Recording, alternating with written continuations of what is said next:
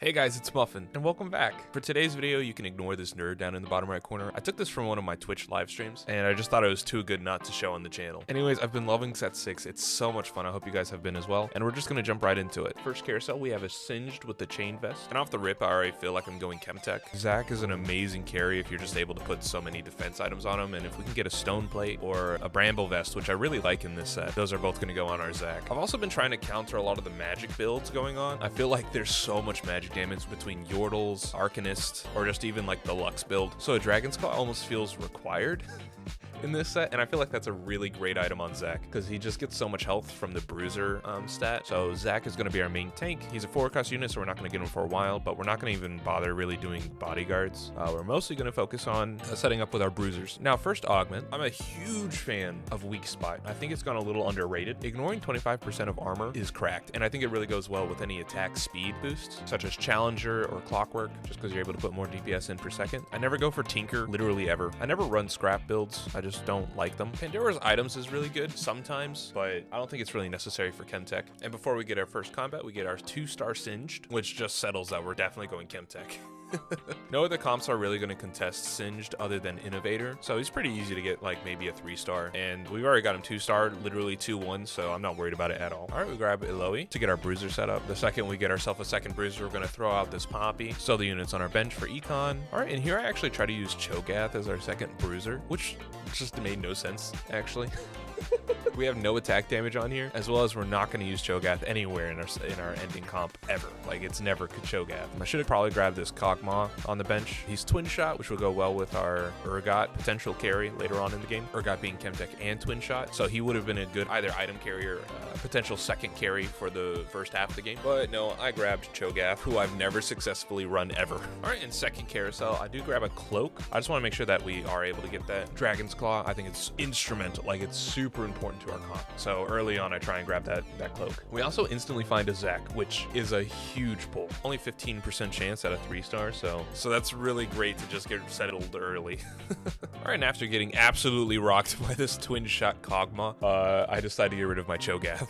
He's just not helping us at all. Also grabbing this Lysandra gives us Chemtech, and we throw in our Kog'Maw. All right, and we win this next combat by literally 2 health that's left on our Singe. Kinda goated. Singed is our main carry right now. I don't know how, but that's what's happening. And Krugs gives us a bow, which is actually going to give us a Rage Blaze to put on our Kog'Maw. And we have 2-star Lysandra, about to get 2-star Kog'Maw. And I finally decided to put a Bramble Vest on my Zach. Yes, internally I've been screaming at myself to do that for the last like 10 minutes. And we level up to 5, throwing out a Tristana to give us 2 Sniper. We're still pretty weak because we don't have our second Bruiser, so Zach's dying pretty quickly. But as soon as we do get a second Bruiser, it should be fine. All right, and for our second augment, Element X, an extra Chemtech emblem. Doesn't even matter what the other 2 are, instantly going for that. Like I said, our first augment is going to make us great for Challenger, and at this moment I thought that I was going to go a Challenger build, either that or throw this on Kog'Maw and be able to go for 9 Chemtech, which is insane. You have infinite healing for the entire match as soon as your units go down below 75% health, which is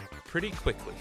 So yeah, your units are just healing the entire time. So yeah, instant Chemtech emblem. All right, we find Eloy again, throw her in, and now Zach has a decent amount of health on him. And this is the guy in the lobby who's been win streaking the entire time, actually Mr. 100 right now. Innovator build with a whole lot of scrap, so he's getting extra items. Insanely powerful. He also went level 7, so he's got 2 extra units on the board, and he's got his Scarab, so 8 units. Terrifying early game, especially because most of our main units are going to be late game. We're not able to get our second main tank, Mundo. He's a 4-cost, so that's a really later game. Probably like level 7 or 8 is when we roll for him.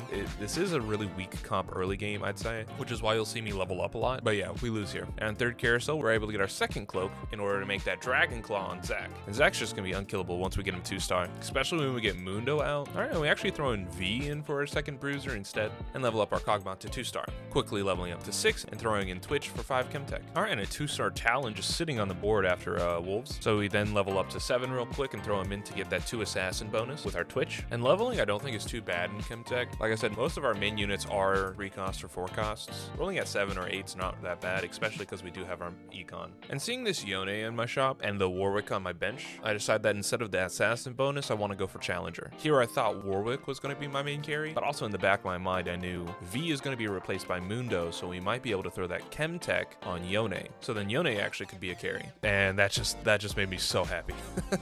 So we sell off Talon and start rolling for our other units. Getting a 2-star Zac, and if we get the 1% Viktor chance. And when you see a gold unit, you can't throw it away. So he's going to sit on my bench for a second until I figure out what to do with him. He could have actually gone in for the Kog'Maw, honestly. And once again, we are absolutely destroyed by this scrap innovator comp. Still pretty weak. Don't have that Mundo. Don't have Chemtech 7 yet. But with the 4th carousel, we do get ourselves a 2nd belt able to make a Warmogs on Zac. Just give him that extra 1,000 health. And now he's just an absolute beef boy.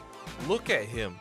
Absolute beefy tank boy. And it starts to seem like even though in these combats a lot of our units die early, including Yone, Kog'Maw, our main carries, Zac perseveres. He is the carry. Zac cannot die. And with our 3rd augment, we have bruisers gain 2% of their maximum health each second, which is not bad because Zac is a bruiser and he's our main tank, as well as units heal 450 health on a kill. But like I said in my Yordles video a couple of days ago, Exiles is broken.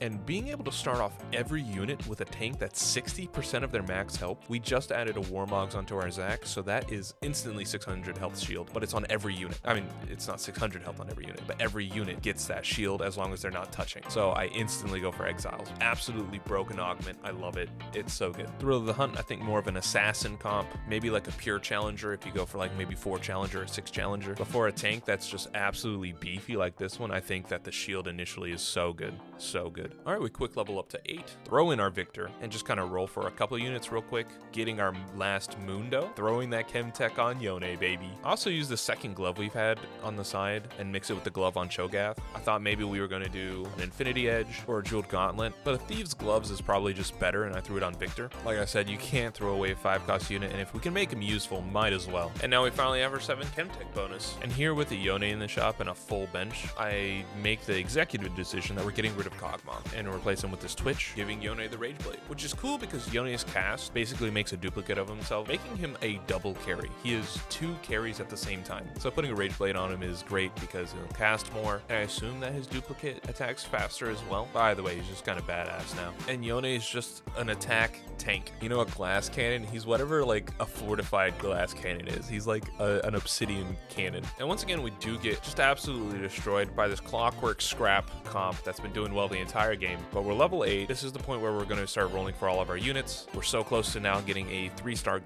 Zac, 3-star Singed, and 3-star Lysandra. And we actually get scary low. And we actually get down to 7 health, which is terrifying. But we're at the 5th carousel, and we decide to get an Ice Heart to put on Mundo, just slowing down their attack speed, so we take a whole lot less damage. All right, we start rolling again, trying to get all of our 3-cost units. And part of me started to think that Lysandra 3-star was not going to happen. I think Lysandra Gold is a bait, so I sell her off, hoping maybe to finally get our 2-star Warwick, as well as just make room for all of the other units we need. Mundo, Yone, and hopefully Zac as well as just give us a little bit more money to roll. We do get our 2-star Mundo, as well as 2 Lysandras back, and all the 3-cost units have to have been sold because I see so many Lysandras in this shop, almost like it's on purpose, as well as getting our 2-star Yone and 2-star Warwick, and we're instantly back up to having 7 Lysandras.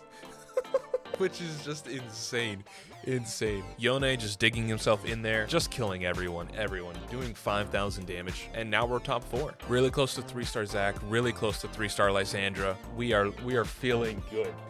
And we get our 3-star Lysandra. All right, and here we fight the guy in first, When They Cry Today, and actually win. Zac almost having full health. It feels really good. I actually feel like we can get a first place. And this Twitch is kind of a waste of space, so I decided to throw in 1 Socialite. Kind of good, because it only requires 1 unit. The Hex also isn't bad, too. Perfect place to put our Yone. Not in the back, not in the front, not in some weird place so that he'd have to be standing next to somebody, giving him an extra 20% damage. All right, and Dragon gives us a Titan's Resolve, which I also throw on Yone, making him stronger every time he attacks, which is exactly what we need. Also, just making him tankier so he doesn't die early on. So now he's got 7 Chemtech bonus, Titan's Resolve, and a Rage Blade, which makes him faster. And he still has his cast, which duplicates him, as well as Challenger bonus to make him faster, and an Augment that gives him a bonus shield at the beginning of the game. This Yone is the most powerful unit you've ever seen. This Yone is insane. All right, a Cloak on Mundo to give us a Zephyr, and we also get a Nikos, so 1 more Zac, and we're able to make him a 3-star, as well as 2-star Seraphine. She's not really a main carry, but I mean, she's a 4-cost, she's on our board, might as well make her stronger if we can. can, you know? And Yone and Zach are both just doing so much damage. We're pulling a 7 health comeback, boys. And we haven't even seen a Urgot up to this point, which makes me really glad I got rid of that Kog'Maw. We probably would have lost a lot of money trying to look for that Urgot. And here we are absolutely just decimating. Oh, and that's our first Urgot.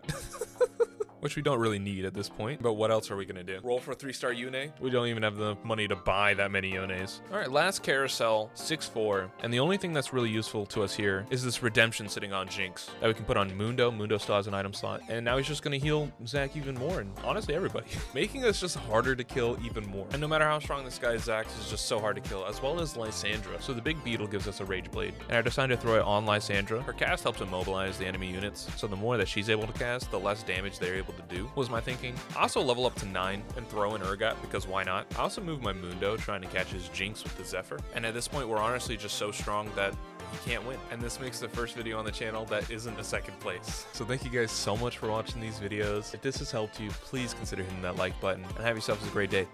Peace.